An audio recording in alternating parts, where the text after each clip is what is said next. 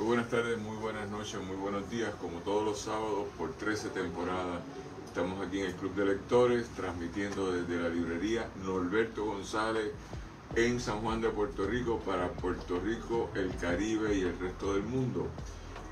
Hoy tenemos un amigo especial, amigo de hace muchos años, quien es un destacado abogado, entre otras cosas, pero un destacado escritor, entre otras cosas, y es poeta, y es un tipo con el cual yo he tenido muchas luces, porque nos relacionamos desde hace 30 años, y es un gran amigo muy solidario, y en estos días recientemente nos ayudó a través de su centro de trabajo un donativo extraordinario para el PEN de Puerto Rico Internacional, que lo preside hoy el compañero Jaime Marchán.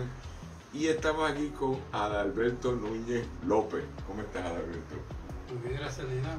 Buenas tardes.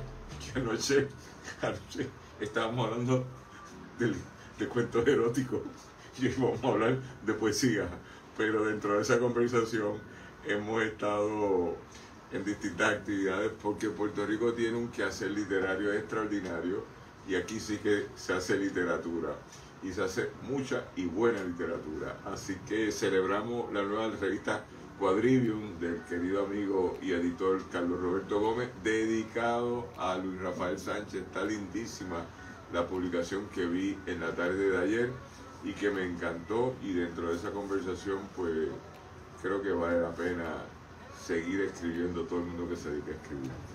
Vamos a hablar de un libro el cual yo me siento orgulloso que él lo haya publicado como él quería, porque nosotros tratamos de publicarlo y no nos resultó.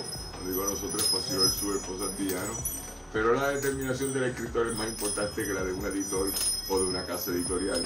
Así que estamos aquí con el trabajo que se titula Poemas para la despedida y otros encuentros. Yo, que manejo despedida, me parece que ese título es extraordinario.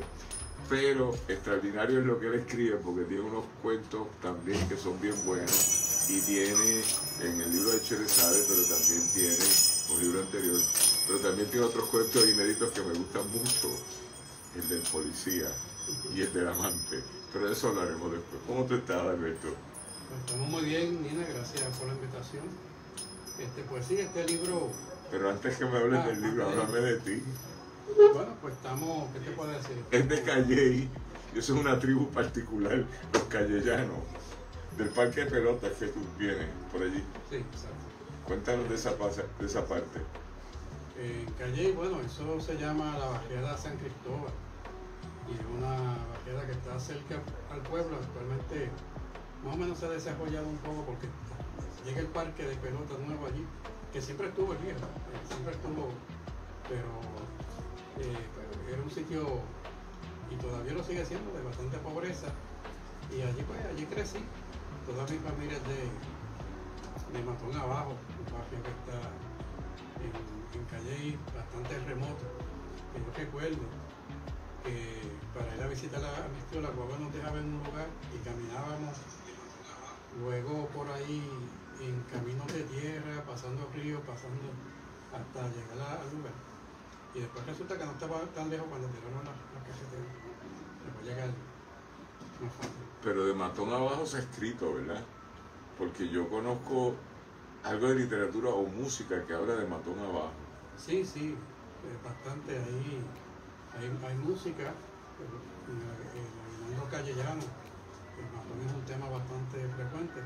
Javero yo creo que escribió algo sobre eso, yo escribí también.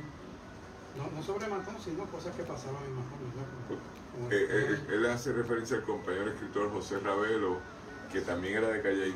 También de Calley, sí. Somos amigos desde segundo grado de escuela. ¿Pero del mismo barrio o él era de otro lado? No, él vivía en el pueblo, en el centro del pueblo. Yo también vivía en el pueblo y después nos a Matón. Y es que nosotros estuvimos ahí hace un año en una actividad del PEN y estábamos en el parque de pelota, y me acuerdo que tú hablaste desde donde estábamos mirando y dices, yo me crié en esta calle y lo... Sí, todavía la casa de mi pueblo. Ok, y ahí quedan las ruinas por allí quedan las ruinas del antiguo parque de pelota. Sí, en el mismo parque, en el otro lado, donde están allí. Ok, está bien. Sí. Entonces, venir de Calle es chévere. Sí. Que se lo pregunten a Aida Mendoza. Que se lo pregunten a Aida. Lo que pasa es que Calley tiene un activismo cultural que de repente se ha convertido en la, diría yo con mucho respeto y con los celos necesarios, en la capital cultural del país, porque han sabido muy bien manejar la figura de Ramón Frade con El Pan Nuestro, la obra, una de las obras cumbre de la pictórica puertorriqueña del siglo XX, pero en la historia del país es una obra cumbre y la enaltecen de tantas formas, hasta el punto de que ya hay murales, no de réplicas, sino productos derivados, como se llaman, propiedad intelectual, donde se enaltece esa idea del pan nuestro, al punto que Bad Bunny, con las dos sillas de plástico, es una interpretación que se le ha dado el valor a Ramón Frade y ese trabajo también. Un trabajo creo que de 1916, puedo confundirme con la fecha, pero dentro de eso también tienen un pueblo cultural, ojo para los ponceños, que tiene un montón de actividades culturales por la Casa de la Música, la Casa del Libro, distintos museos de distintos colores y distintas opciones. En el recinto de UPR Calley tienen también una galería de arte y de repente allí hay un quehacer, un domingo de chinchorreo, un sitio chévere es Calley, porque siempre hay un happening allí. De hecho, siempre, todos los fines de semana, desde jueves a domingo, en la Casa de la Música, en la plaza, ahora en el museo donde era la antigua alcaldía, es un pequeño museo de arte. Y sí, todas estas cosas, porque yo creo que, fíjate, ¿tú recuerdas cuando hace como 15 años que estudiamos todo el asunto del neoliberalismo y esta nueva filosofía en el mundo que la globalización y demás? Y recuerdo que se hablaba de una manera de salvarnos, por decirlo de alguna manera, era la vuelta a la cultura, ¿no? La vuelta a la cultura de lo que sea realmente lo nacional o lo local, sin dejar de ser por ello universal. Y eso está pasando en Cali. Yo creo que el que la gente se está reuniendo otra vez en la plaza, hablando, pasando el tiempo, a la vez crea una sinergia, una energía que está influyendo a todo el mundo. Yo creo que eso es parte de lo que está pasando ahí. Y se descubren entonces los artistas que siempre han estado y eran invisibles. Me llevas un viaje que yo no me acordaba así, pero tuvimos unos diálogos hace unos pocos años,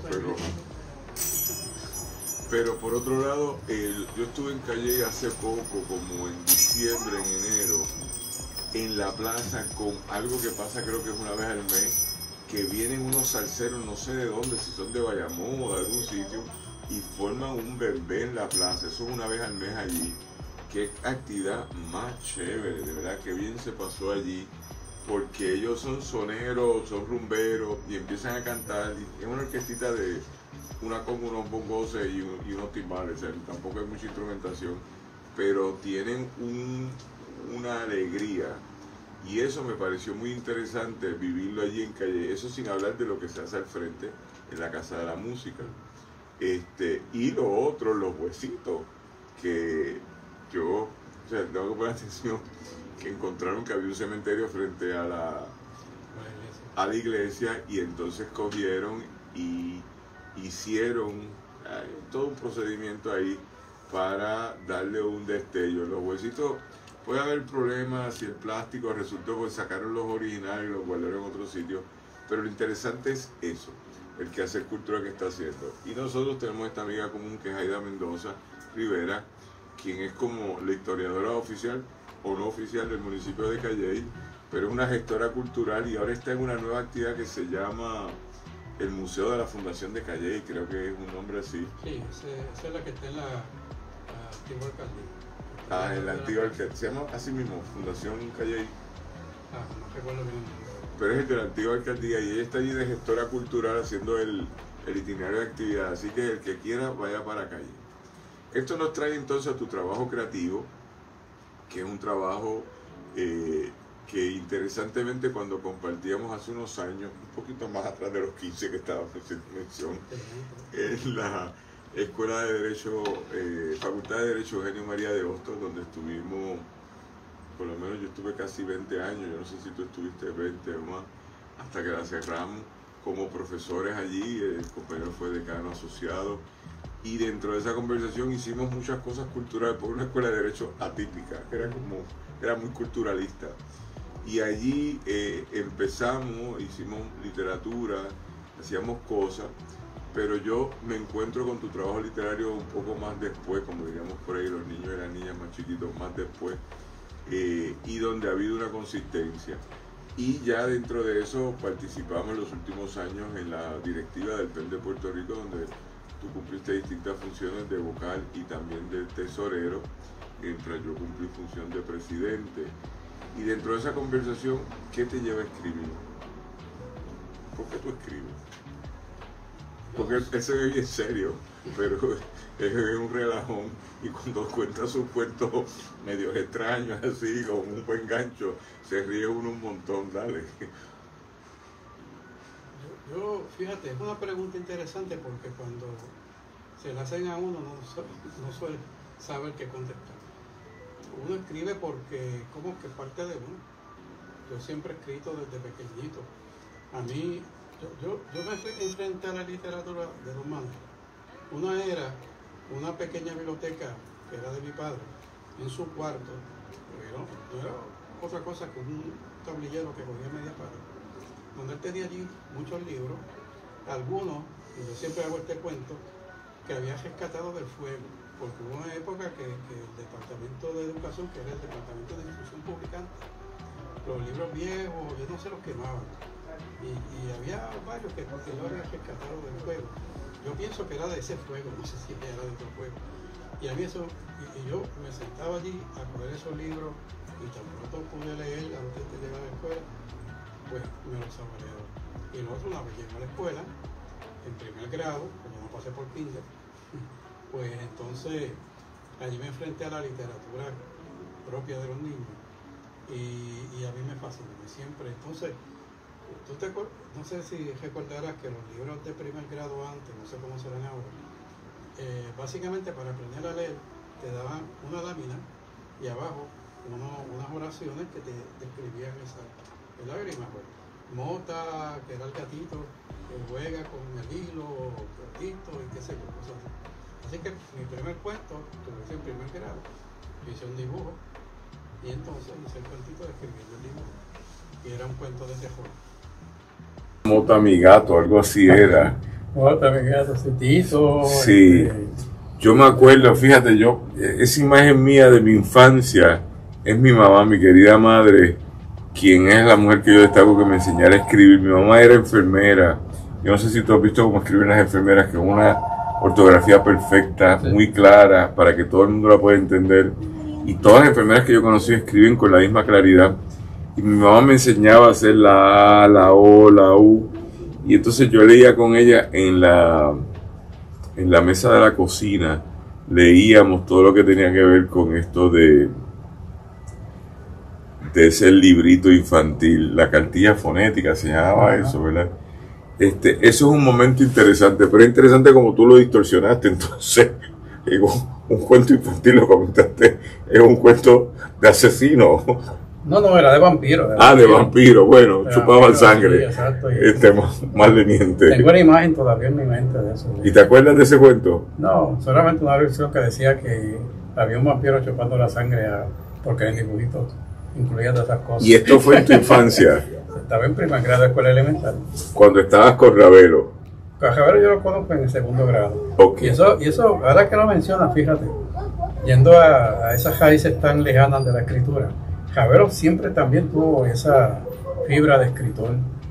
Y recuerdo que él lo menciona, y ya no, se me había olvidado, pero lo recuerdo después que me lo menciona, que llegó a hacer sus primeros libritos como con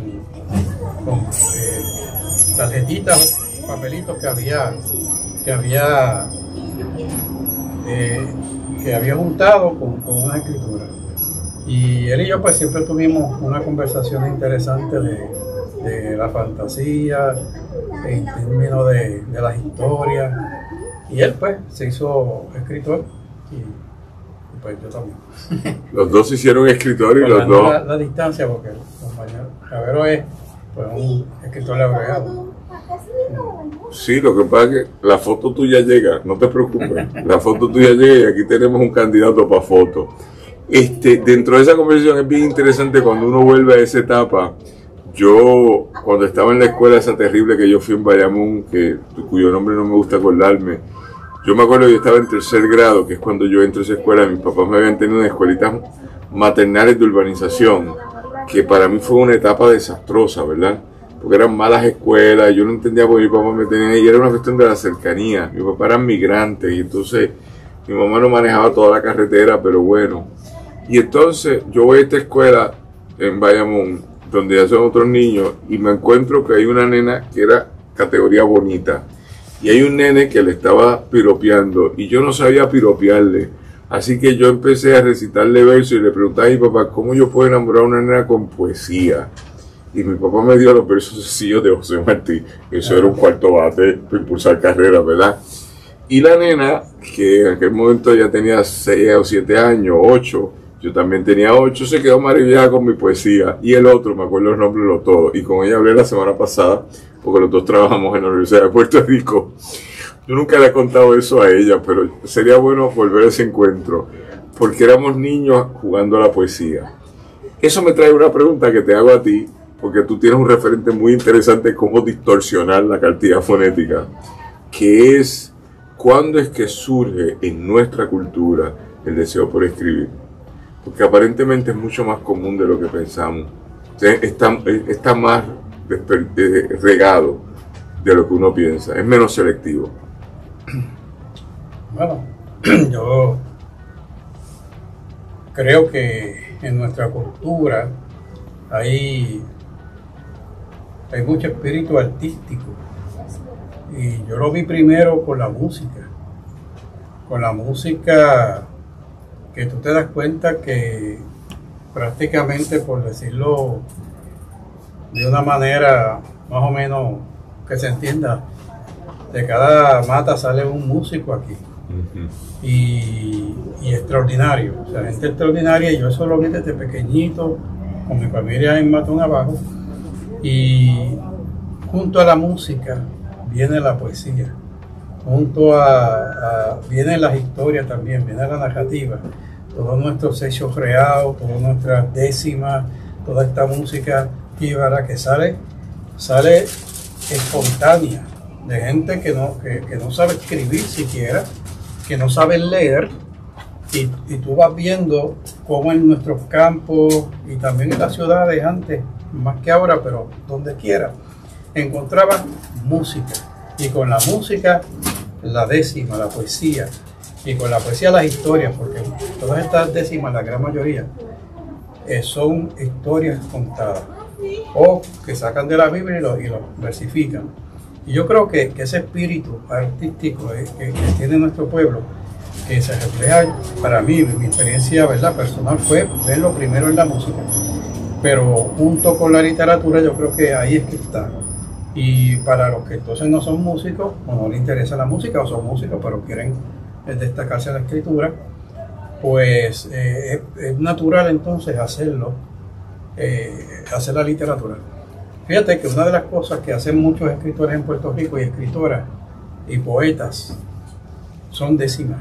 Yo creo que es como casi un reto personal, pero también cultural, de que tú escribes poesía, en algún momento ponte a buscar, y la mayoría de los poetas han escrito alguna décima.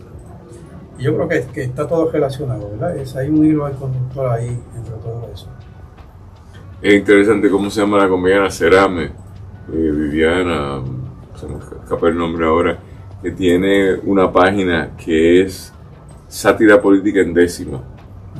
Se me escapa el nombre de ella ahora, Cerame, de apellido, y es interesante porque la mantienen al día y es abierta, todo el mundo puede opinar, pero tiene que ser en décima. Yo no había pensado lo que te habías dicho, voy a ver si hago una decimita, ¿verdad? Porque tú has hecho décima, yo te he escuchado a ti recitando décima. Sí, yo tengo un libro de décima completo que está por publicarse. Hemos estado en actividades que tú has leído, así que te escucho dentro de esa conversación y yo pienso. Esto me lleva a preguntarte entonces, porque has incursionado en el mundo del cuento, que tienes un libro publicado de Sherezade Project y otros relatos, creo que se llama. Y otras muertes pasajeras. Y otras muertes pasajeras.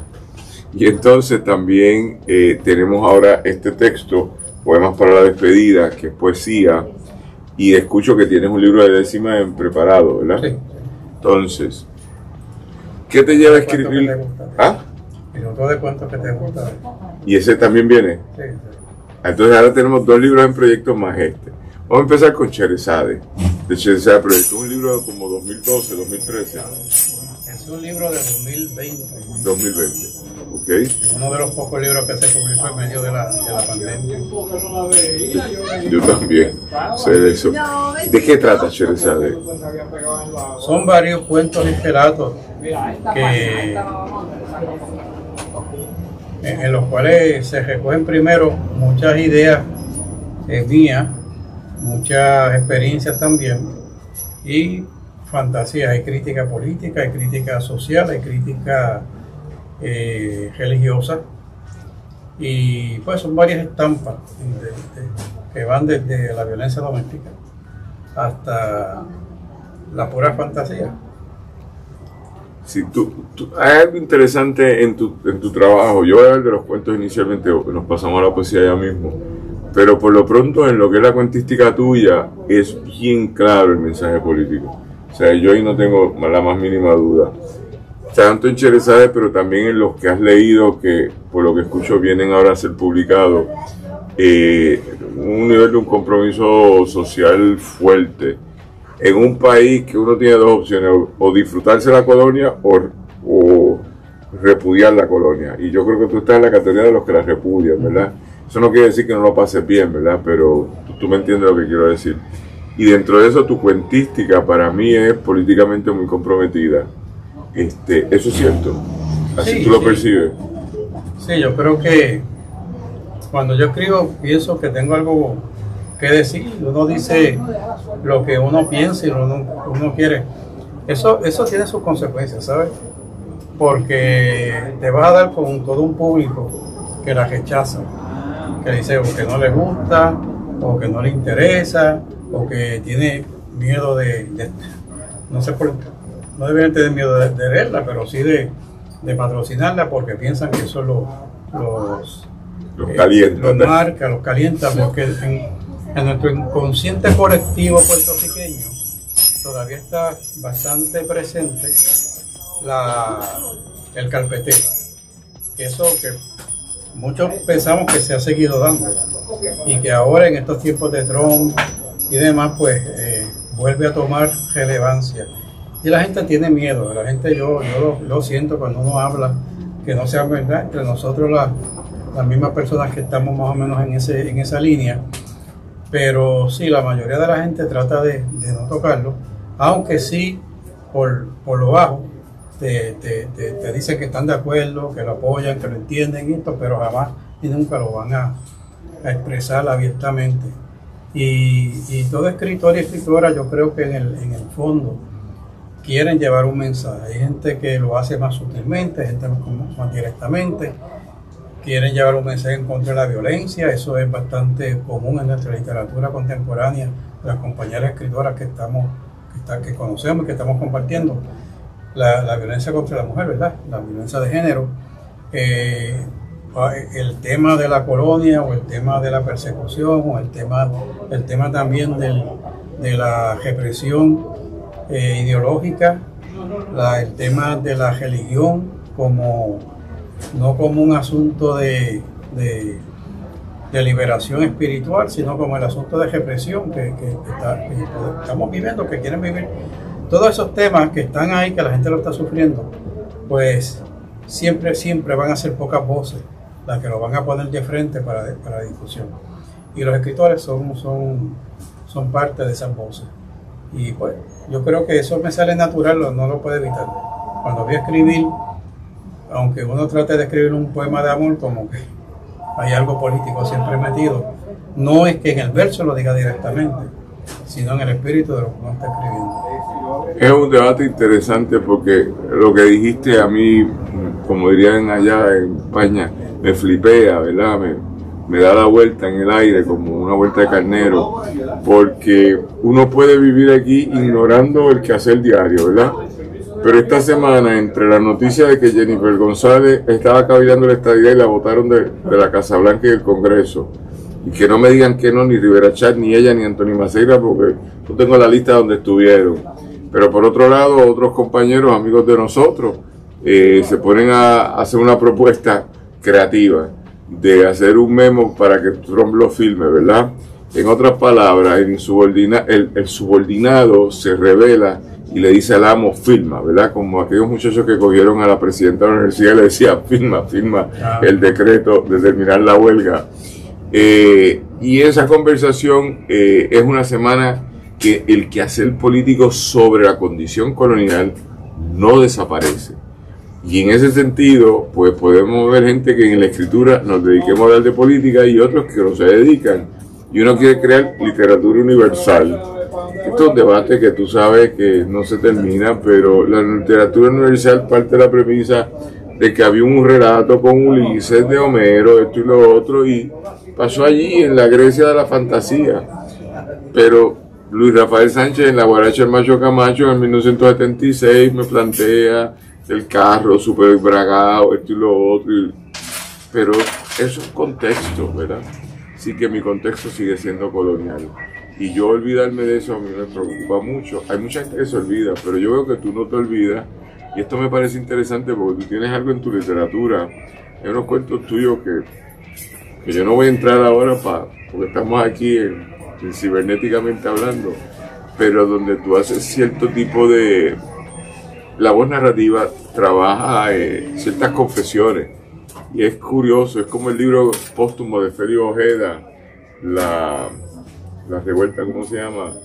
La lucha revolucionaria, se me escapa el nombre, que es un texto muy interesante donde todos están muertos ya, pero bueno, hay confesiones, ¿verdad? De lo que se hizo en algún momento dado en este país.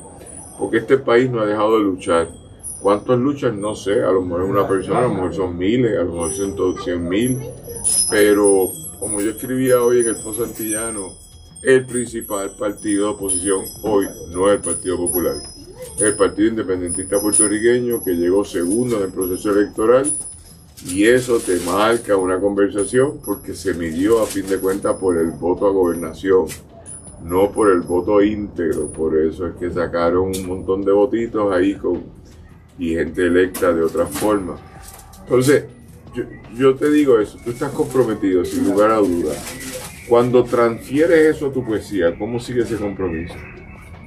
Bueno, exactamente igual. No, tu poesía es un poco distinta. Lo que pasa es que, bueno, es que uno escribe un tema y cómo lo desarrolla, pues depende del espíritu de afuera. Como Los helados Nevada. Vamos, un poquito de anuncio gratuito, los helados Nevada. ¿Cómo uno desarrolla ese tema? Pues obviamente depende de lo que uno quiera decir. Yo tengo este libro, es un libro más personal, menos político, aunque lo encuentre también lo políticamente como quien no quiere la cosa por ahí. Está. Hay otra poesía que uno lo hace más directamente a la política, ¿verdad? Más directamente, igual que los cuentos, pasa igual. Recientemente pues hicimos un proyecto que tú participaste de hacer un homenaje poético a Adolfina Villanueva. Y esas poesías son todas muy políticas, incluyendo la que yo escribo. Y política no es cuando uno habla, amo la libertad y la independencia, ese tipo de cosas no. Son los señalamientos sutiles a veces que se van haciendo, se van dejando ahí en récord, porque son cosas que deben poner a pensar y deben poner a generar debate, por un lado, pero también a generar acción, porque la acción es importante siempre, y la acción siempre parte de la conciencia, de lo que la conciencia de uno te dice que es lo correcto. Así que cuando uno trabaja un poema, que podemos ver algunos, ¿verdad? Uno dice, pues yo estoy aquí hablando de que estoy andando con una muchacha y qué linda está la luna y qué linda se ven tus ojos, pero a la vez estoy hablando en el mismo poema de una ciudad donde están lloviendo piedras, donde hay revolución de camineros, todo está en el mismo poema, como quien dice. Lo que pasa es que uno se pierde a veces todas las cosas que está haciendo, pero recientemente estamos juntos en la antología Pasajes de Historias de Pasajes de la Mona, que es una antología editada por el compañero Aquiles Julián y este servidor, PEN de Puerto Rico y PEN de República Dominicana, y ahí el primer cuento, el primer cuento que es cuento y poesía, el número 1 es Adalberto Núñez López, porque lo fuimos por el orden alfabético de las letras de cada, y entonces Puerto Rico empieza contigo. Fíjate, yo pensé que eran cuentos, un cuento de los Taínos, que antes que llegaran los españoles, así que, sí, que también empezando. Sí, entonces, pero tenemos el proyecto anoche del libro antologado por la compañera Iris Tocuyo sobre erotismo y las barajas y el tarot, y ese trabajo ahí tenemos los dos, uno y uno. Por lo menos yo tengo un cuento corto, yo no sé cuál es, si tú también eres un cuento corto. Tengo 5 microcuentos. 5 microcuentos. Es un cuento dividido en 5.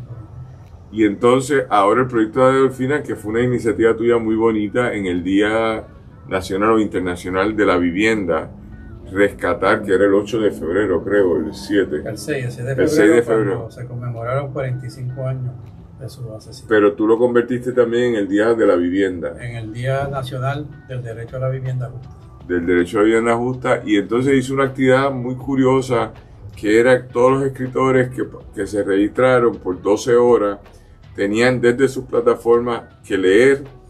Yo participé, gracias por la invitación de Adalberto, y estuvo muy bien. Y ahora está compilando un libro, lo cual me parece bien chévere, que me acuerda que te dije que te iba a enviar lo mío, pero se lo pedí al que los tienen digitalizados, si no los tengo que pasar yo, que lo haré así. Y entonces estamos ahora con este texto, que sin lugar a dudas, porque es que pienso en el de Pasaje de la Mona, sí, ahí hay una poesía, hay un cuento y una poesía comprometida. Y está este trabajo, y de repente lo que hiciste el día de Adolfina era poesía comprometida, es decir, sí, tu poesía también, también hay poesía, ¿verdad? Pero también hay poesía que tiene claro un mensaje de lo político. Y esa parte es chévere porque cada cual tiene su propia voz, como escritor, escritora, tú tienes la tuya, pero yo sí puedo decir que de ordinario tú siempre estás en el compromiso social, y yo personalmente solo celebro, que cada cual celebre lo que quiera, yo celebro esa, ¿verdad? Y eso yo lo reconozco. Háblame de este trabajo entonces. Bueno, este es el trabajo final. Ok. Del libro Poemas para Despedida y Otros Encuentros. Es un libro que salió, como dijo Nina ahorita, una primera edición en el 2023, ¿verdad? Al final. Vamos a llamarle una prueba de corrección. Una prueba con Pasillos del Sur, pero no fue final, se habló un poquito porque estábamos en el contexto de la Feria Internacional del Libro de Guadalajara, para que allí pues tuviera presencia. Luego se ha seguido trabajando, y realmente esto es otra edición, pero no es el mismo libro. ¿Por qué? Porque eliminé poemas que no. Iris Tocuyo, debo mencionar que la escritora Iris Tocuyo me ayudó mucho como curadora, y me dijo, mira, estos poemas que habían décimas, de hecho, para el par de décimas, me dijo, las décimas no van con la estructura del gesto de los versos, o sea, eso hay que sacarlo de aquí. Así que sacamos unas cosas, incluí otras poesías, como 3 que fueron productos de los encuentros de poetas de Jubi Camacho, que hemos hecho a través de la isla, que ella ha convocado a través de la isla, que ella hace esta actividad donde da 3 temas, y se llama Debate Poético, ahora no me acuerdo bien, que entonces uno se enfrenta, entre comillas, porque no es un enfrentamiento en verdad, 2 poetas que leen sobre el tema que ella haciendo los 3 temas. De ahí pues produjo unas cosas que se incluyeron, 2 o 3 de esos poemas aquí, y otros de los poemas que se dejaron, que también los revisé y los edité, y fue una experiencia lo más interesante. Y este es el libro que ahora sí yo estoy conforme. Ya por fin salí de esto, ahora voy para el otro. Por otro, 3 libros más que tiene cocinando. Ajá. O sea, porque son varios proyectos que espero que salgan todos en el 2025. Yo espero también. El de cuento, el otro de poesía y el de décimas. Y el de décimas y el de Adolfina. Esos 3. Bueno, serían 4. porque tengo uno de poesía que se llama Guerrilla Urbana, para hacer el título tentativo, el de Décima, que ese es Relicario, están casi todos listos ya. Ese de Décima me lo estaba como operador chequeando, me lo chequeó el compañero Luis Enrique Romero. Okay. Y ya pues está jugándose. Y algo que yo quiero hacer con ese libro es poner derecho no reservado. O sea, yo lo voy a publicar con la nota de que está libre para que la gente lo use como le dé la gana, siempre que reconozca el autor y no cambie los cuentos, ¿verdad? Este libro de cuentos, que es el que me espera en Cachita, que es el compañero, tú tuviste parte en las ideas en ese cuento, o sea, en la corrección, y también la compañía María Sampaleri, y entonces la Adolfina. La Adolfina es una antología de todas las poetas que participaron y hicieron unos poemas y unas participaciones extraordinarias. Sí, fue un buen ejercicio de tu parte ese. Aparte, voy a hacer un paréntesis. Aquí hay que empezar a reconocer, o sea, no es para hacerle una talja, simplemente mencionarlo, enunciarlo, como diría Foucault, de que aquí hay demasiada gente haciendo cosas innovadoras, significativas, y si fuera por el Estado, pues nos morimos, porque el Estado nunca te va a reconocer. Si fuera por los pares, algunos sí, otros no. Pero lo importante es cuando usted tiene un micrófono, usted lo dice, mira, esa actividad de Adolfina quedó bien y no sé si la vas a continuar tú o si desapareció o si volverá, pero qué chévere que se hizo y que participó mucha gente, porque es mantener una memoria sobre un incidente muy horrible de un asesinato a manos de la policía de Puerto Rico de un ser humano llamado Adolfina Villanueva, cuyos hijos vivieron sin madre y el marido vivió sin esposa, eventualmente se murió. Y esa conversación es bien importante porque la gente tiene que recordar para validar todo esto. Mientras sigamos olvidando, validar esto, pues es como Rivera Chat.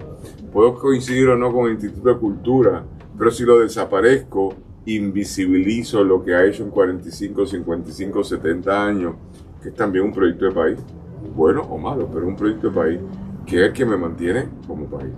Así que ahora que entiendo que este es el proyecto que a ti te gusta, ¿por qué te gusta? Poemas para la despedida. Bueno, me gusta. Es que el título es complicado también. Ajá. Sí, sobre todo porque tú no has estado enfermo. Yo estuve enfermo, yo hablo de la despedida, pero tú no, o menos que yo sepa. Bueno. No lo había pensado, fíjate, ¿verdad?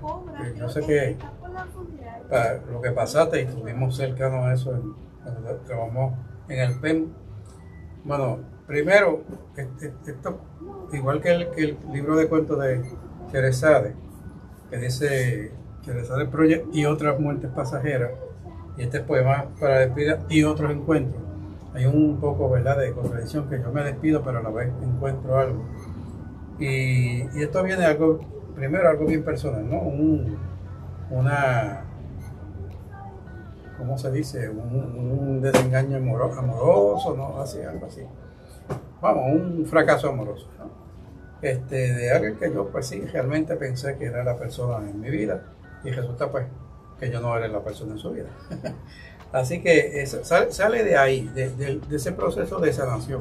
Sin embargo, y escribí para ese proceso de sanación, pero realmente son pocos los poemas de ese proceso que se hicieron y que están aquí. Porque aquí hay poemas que tengo de hace 20 años o más. Y lo que entonces es un simbolismo de despedida, de todas las despedidas. De despedida de una etapa de la vida de uno, despedida de una persona, despedida de ideas, porque uno se pone viejo y cambia las formas de pensar en algunas cosas, ¿verdad?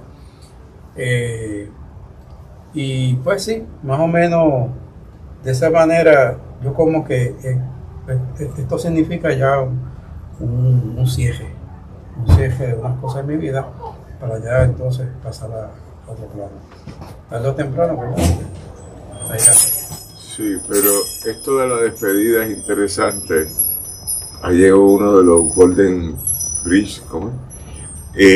un jugador. Esto de la despedida es interesante porque lo bueno de haber vivido tanto, y tú y yo hemos vivido ya un rato chévere, es que uno puede hablar de, bueno, lo que yo hice a los 20, lo que hice a los 30, cuando estuvimos en Mayagüez, el tiempo que llevo en la nueva oficina donde estoy trabajando, cuando, en el caso tuyo más que yo, cuando has participado en el Poets Café allí en el Viejo San Juan, en lo que hicimos en el PEN. Entonces todas esas son etapas de la vida que uno le va dando un cierre, y si uno es genuino, yo pienso que uno cierra y continúa, no se aferra, ¿verdad? Pero la vida lo va marcando a uno, así que sí me acuerdo de algo que habré leído de este libro en el 23, que ese tono de despedida tenía que ver con cierres en la vida. Pero los cierres son importantes, sobre todo si uno los puede manejar sin angustia, sin ansiedad y continuar la vida. El problema es cuando uno se aferra a algo, que ahí cuando vienen los problemas, ya sea un amor, ya sea una posición social. Un pobre señor que vive frente a los viejos edificios de la Telefónica allí en la avenida Roosevelt, porque lo despidieron y se ha quedado a vivir allí. Él no le van a devolver su trabajo, pero él sigue viviendo allí y tiene una pensión y todo, y se va de vacaciones de web, pero él quiere vivir allí. Yo no voy a entrar en los dilemas. Es como una gente que en Santurce me he encontrado que hacen, no se llaman penitencias, promesas, y tú los ves y se quedan a dormir al aire libre un mes, y yo he ido a hablar con ellos. Dice que es una promesa. Yo no entendería el catolicismo así, de esa forma, que no son católicos, no son cristianos. Y esa promesa la hacen porque se aferraron a alguien. Pues lo tengo que respetar, pero también la conversión debe ser que tengo que continuar muchas veces. Así que vamos a escuchar un poco de esa poesía entonces, que es la poesía de cierre. O explícanos el libro, por favor. Bueno, pues entonces, como le dije, este libro, la curaduría la hizo la compañera Iris Topuyo. Iris, gracias. Gracias, Iris.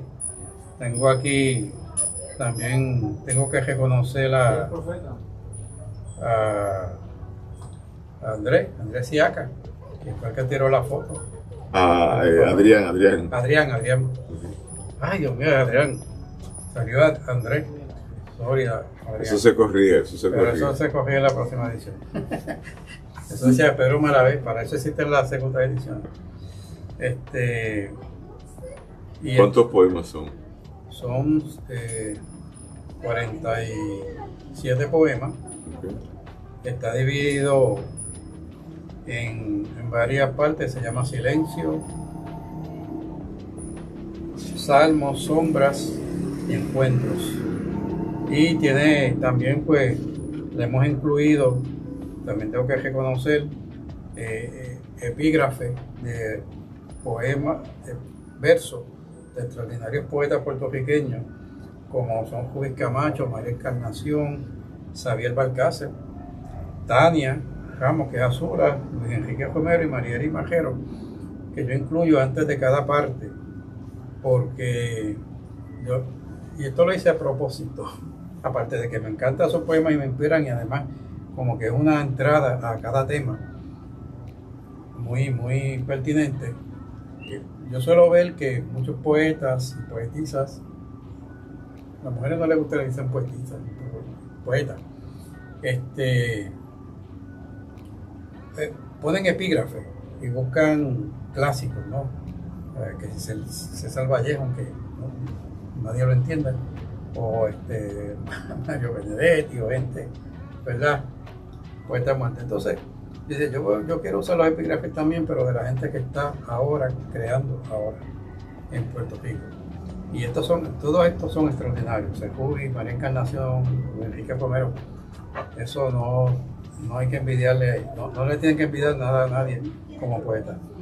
Bueno, pues no sé, podríamos leer algunos, como por ejemplo, yo creo que que tiene el espíritu de lo que tú dijiste hace un momento, de que las despedidas no tienen que ser agrias necesariamente, o sea, realmente pues, de hecho no lo son, es como que una forma de aceptación para seguir adelante. Se la encuentra, no encontré la página.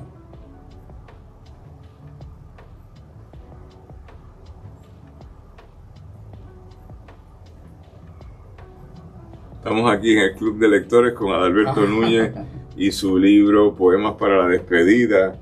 Y dentro de eso, escuchando de primera mano, nos está buscando un poema que a él le interesa.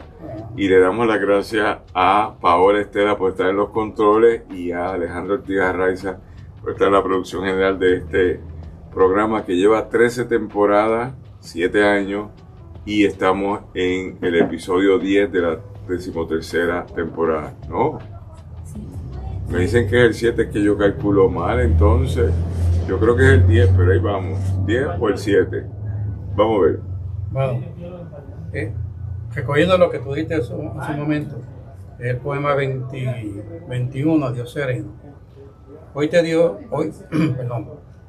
doy un adiós triste, pero también sereno. Sin partitura llena de crescendos o resoluciones, sin una canción cortavena, ni una copa llena de reflejos. Es un adiós triste, como se suponen los adioses, tan lleno de preguntas y certezas, tan adiós como el adiós más versado y declamado, simple y honesto, como el de la muerte, es un adiós lastimero. Igual al de las hojas cuando caen y se despiden de sus ramas, o del sol cuando se ahoga, o el del mirar por la ventana a la distancia. Es el adiós de la aurora, es el adiós de la esperanza.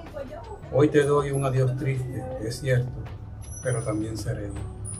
Wow, eso y la canción Baile Inolvidable están en la misma lógica. Está bien, tú deberías hablar con Bad Bunny para cantar ese poema al principio. Qué bien, qué bien. Uy, está fuerte ese. Dale, concédenos otro más, después yo te voy a leer. Ese es el que más te gusta, el que leíste. Pues no sé. Este que estaba hablando ahorita de la mezcla entre lo romántico, casi llegando a lo, ¿cómo se dice? Cursi. A lo cursi. Frente a entonces a la parte crítica de donde vivimos, ¿no? El poema 32 se llama Piedras. Están lloviendo piedras sobre mi ciudad de acero. Se ve linda la luna sobre los rascacielos. Los poemas se llenan de bocinazos con rimas de semáforos caprichosos en su parpadeo. Esos hombres pidiendo limosna, los ancianos en fila al cementerio. Se llenan de polvo mis cortinas. Tal vez los difuntos no han escapado hacia otro cielo, destino amarrado llamado suelo. Se ve linda la luna, asomada en medio de la avenida.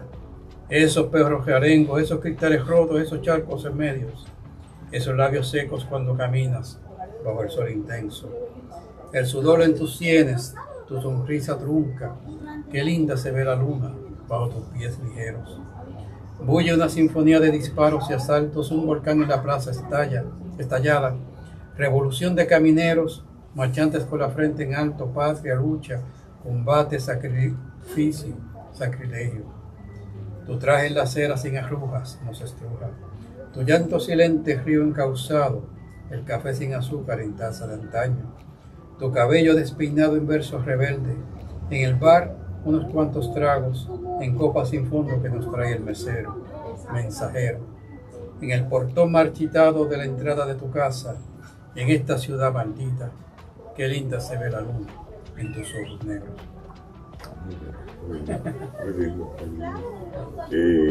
Muy fuerte también esa imagen inicial de la ciudad de acero. Están lloviendo pedazos.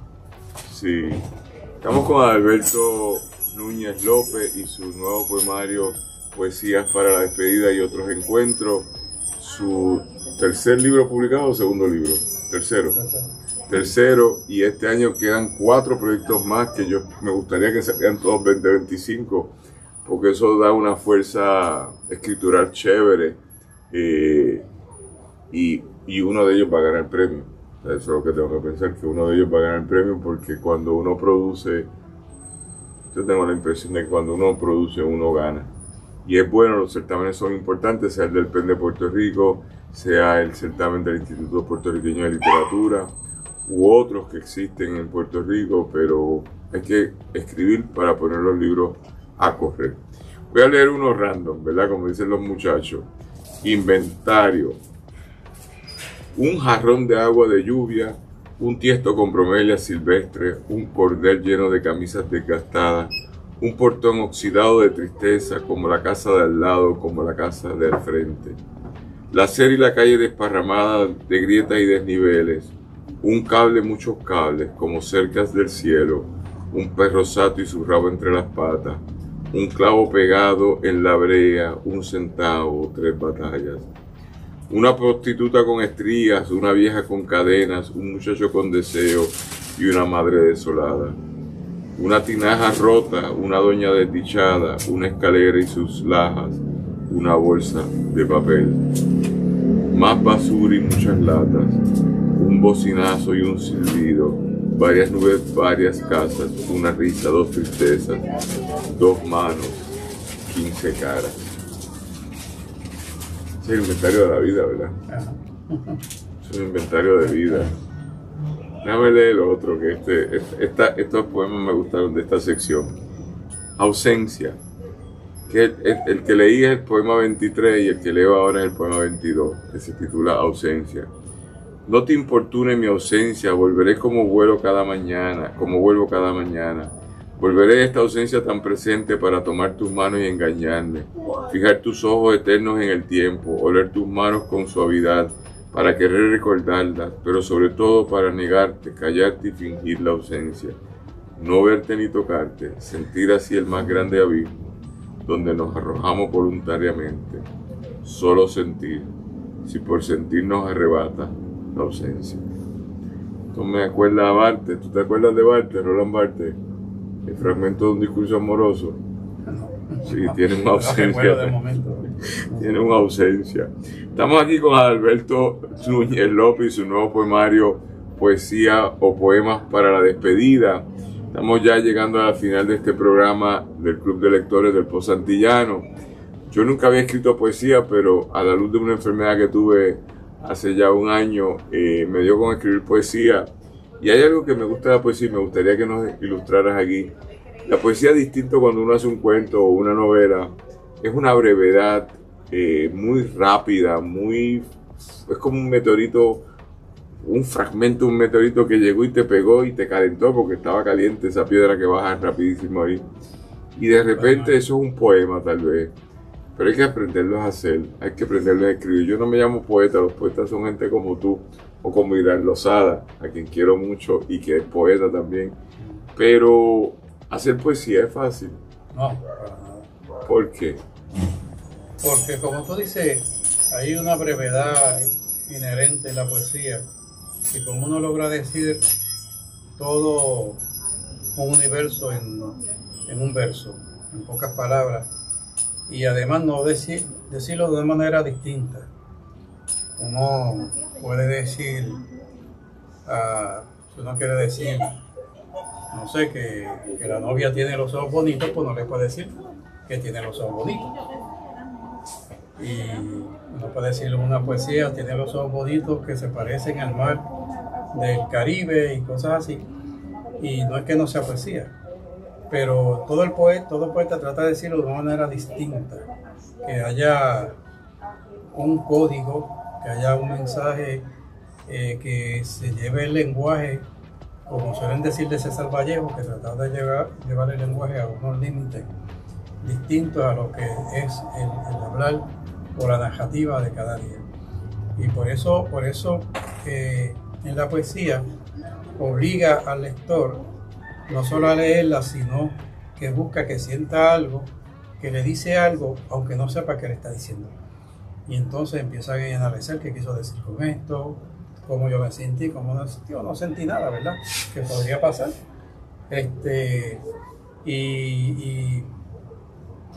Y decir las cosas de una manera que fluya, que haya como una cierta musicalidad. A veces pues uno lo escribe, lo deja y cuando lo ve uno le da vergüenza a uno mismo. Aunque nadie lo haya leído, y dice, diablo, ¿qué es esto? Lo bota. Y uno nunca está conforme. Fíjate que en este poemario, yo dije hace un momento que yo cambié poesía de la edición anterior. Y eso es algo que yo no hacía nunca. Yo decía, no, se supone que uno hace algo, esto quedó, malo bueno, eso es.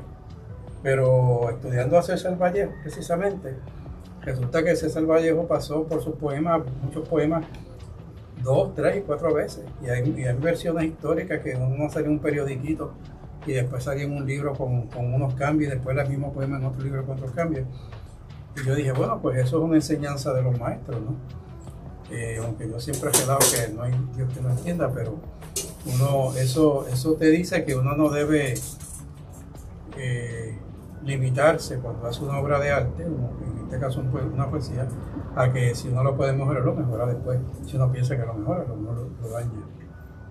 Pues con esas palabras de Adalberto Núñez López cerramos este programa del Club de Lectores del Pozo Antillano. Gracias a la gente que nos ha estado mirando, gracias a la gente que ayuda a que esto pase, Paola Estela y Alejandro Ortiz Arraiza, y que les habla Daniel Nina. Nosotros lo que queremos es que usted venga aquí o se comunique con el autor y le compre su libro y lo lea y lo invite a una universidad o una escuela o a un centro de lectura a que él comparta. Los autores viven de escribir, de pensar, no es que económicamente viven, es que eso es lo que los inspira, pero lo que más inspira es cuando usted le comenta su texto.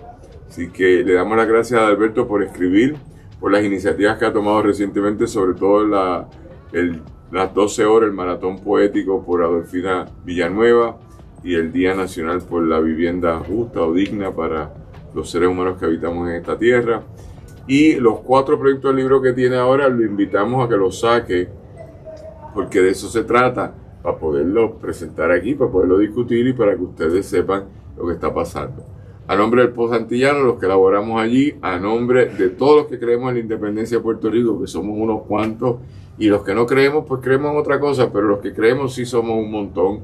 Le decimos gracias por estar con nosotros, por auspiciarnos por los pasados 15 años. Estamos en el 15º aniversario del Pozo Antillano. En septiembre 28 vamos a rifar un carro Hot Wheels. Es pequeñito, es un modelo de escala, pero lo vamos a rifar para que la gente tenga un carro, ¿verdad? Y vamos a seguir una serie de actividades para seguir utilizando la palabra para cambiar este país y hacerlo un sitio chévere donde nos guste vivir. Este ejemplo hoy de Adalberto con esta nueva obra es un ejemplo de la gente que aquí no se para, no se detiene y siguen hablando y creando y haciendo poesía. Será hasta entonces, nos vemos el sábado que viene aquí en el Club de Lectores. Gracias.